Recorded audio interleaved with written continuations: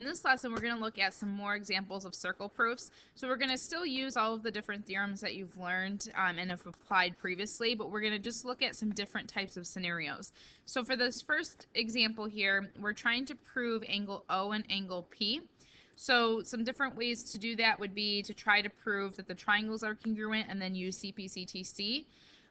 Looking at this picture, these triangles don't really look congruent to me, but remember, we can't assume diagrams are drawn to scale.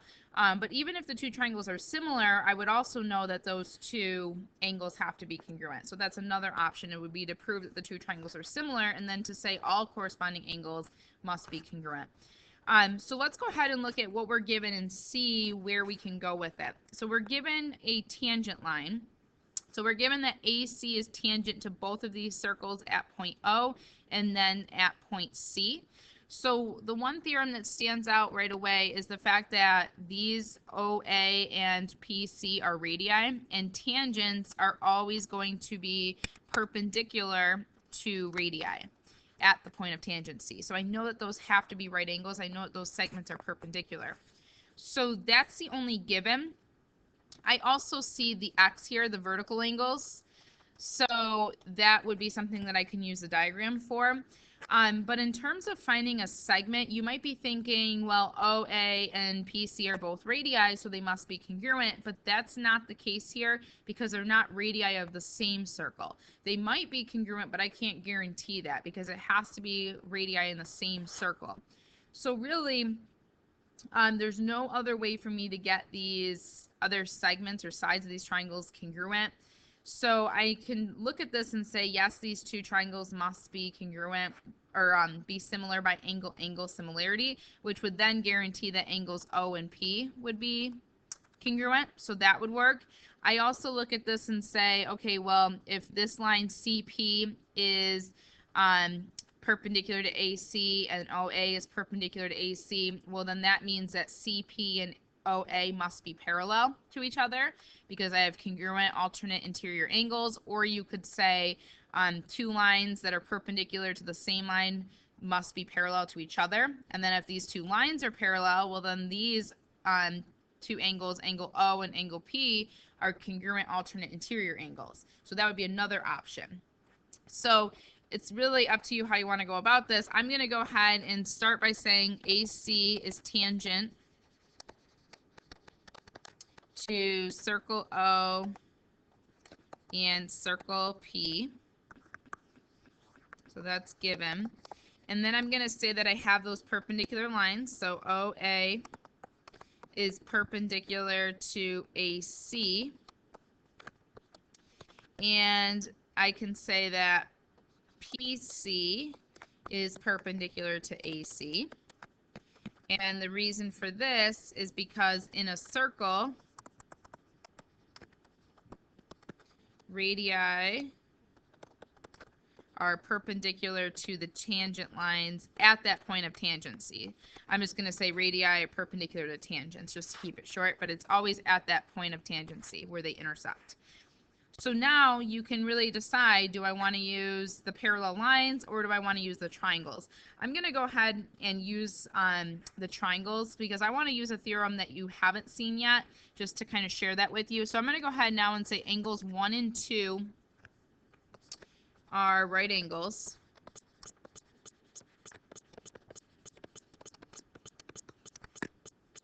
So that's going to make these congruent. So while they're right angles, I have to say the reason for that is because the perpendicular lines imply right angles. And then what I'm going to do is say that they're congruent because I know that I'm not going to be using HL to prove these triangles are congruent.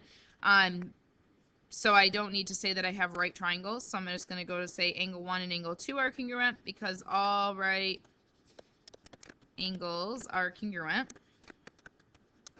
And then I'm also going to mention these vertical angles. So angle 3 and angle 4. So this is just kind of a floater statement because there's nothing, you're just using the diagram to make the conclusion. So this is vertical angles are congruent. So therefore, these two triangles must be similar by AA similarity. And then you could say that corresponding angles of similar triangles must be congruent. Another way that you haven't seen yet is to say that since we have this triangle here, these two angles are congruent to the two angles in this green triangle, that must mean that the third angles have to be congruent, because if you think about it, all three angles have to add to 180 in both triangles, and if the two corresponding angles are congruent, then that means that the third angles must also be congruent. So I'm going to jump right to the conclusion that angle O must be congruent to angle P, and that's because if two pairs of corresponding angles are congruent in triangles, in two triangles, then the third angles must also be congruent.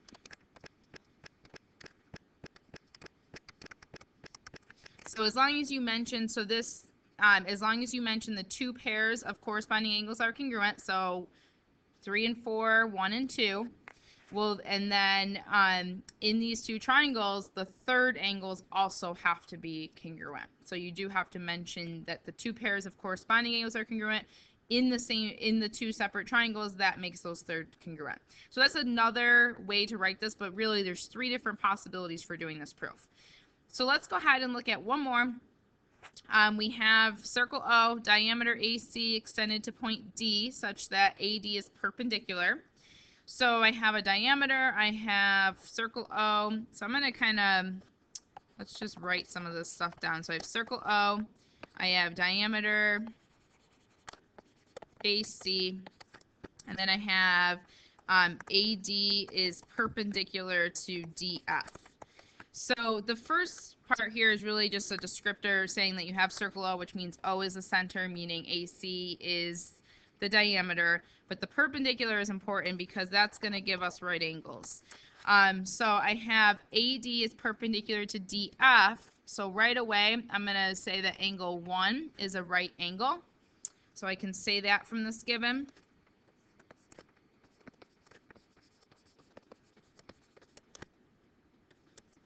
Because perpendicular lines imply right angles. And it's marked in the picture, which is why I want to take care of writing it right away in my proof, because you don't want to forget about it because it's already marked as a right angle. So looking at what I need to prove, we need to prove a product of two sides is equal to a product of two other sides. So we need to prove that AF times EC is equal to AC times FD. So the first thing I would do is start highlighting some of these sides. So if I look at AF, so that's this entire side, that times AC, the smaller side, is going to be equal to AC, which is that smaller side. So I'm going to use this small triangle here. And then the other side is FD, so that means we're using this entire big triangle. So we're using the blue triangle to the pink triangle. I know I have a right angle here, so if I could find a right angle in this blue triangle, that would give me a pair of congruent angles. And if you look at what this, you're trying to prove a product here of segments. So this means that you first prove similar triangles, then proportional sides. So if you remember when we saw these earlier in the year, what we did to set up our proportion was we looked at this product in one diagonal and this product is in the other diagonal. So what I want to do is I want to show that the triangles are similar that these belong to. So I want to show that the blue triangle and the pink triangle are similar so that I can say AF over AC is equivalent to FD over EC. So that means I have to get that these triangles are similar by angle-angle similarity. So we already have the right angle. So if I look at this blue triangle, if I can get a right angle out of there, I would have one pair of congruent angles, and then I would just need a second. So hopefully when you're looking at this blue triangle, they tell us circle O, they tell us we have a diameter, all because we want to be able to say that angle 2 is a right angle because it's an angle that's inscribed in a semicircle. So right from that same given, I can say angle 2 is a right angle.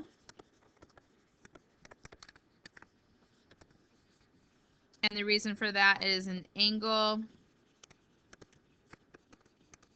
inscribed in a semicircle is a right angle, and I know that it's a semicircle because of the diameter.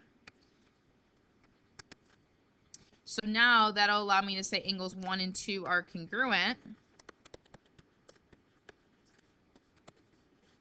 because all right angles are congruent.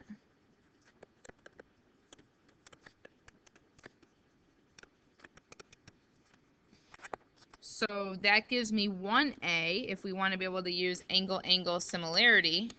So I have 1A. Now I need to find the other angle. So I notice that these two triangles are overlapping, and I'm noticing that they share this angle right here at A.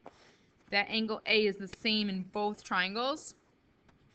So that means angle A is congruent to angle A by the reflexive property.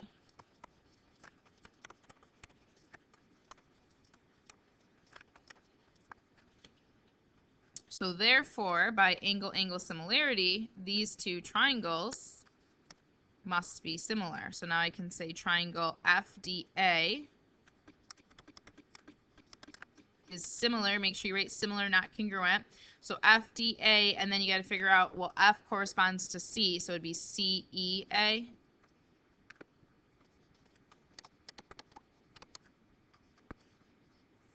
And that's by angle-angle similarity. And now what I can do is say that those sides are proportional. So I can copy down that proportion up top here.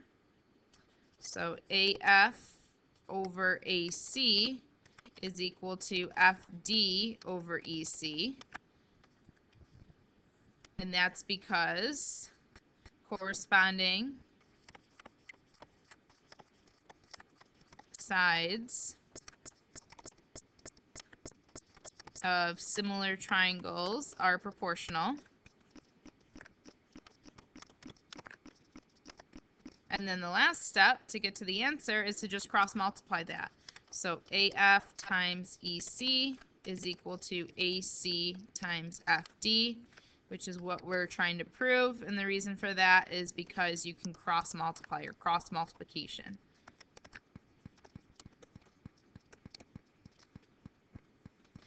So this proof here, there's not another way that you could go about doing this other than to show the similar triangles, the proportional sides, then the cross multiply. The first example, though, there was multiple ways to do that.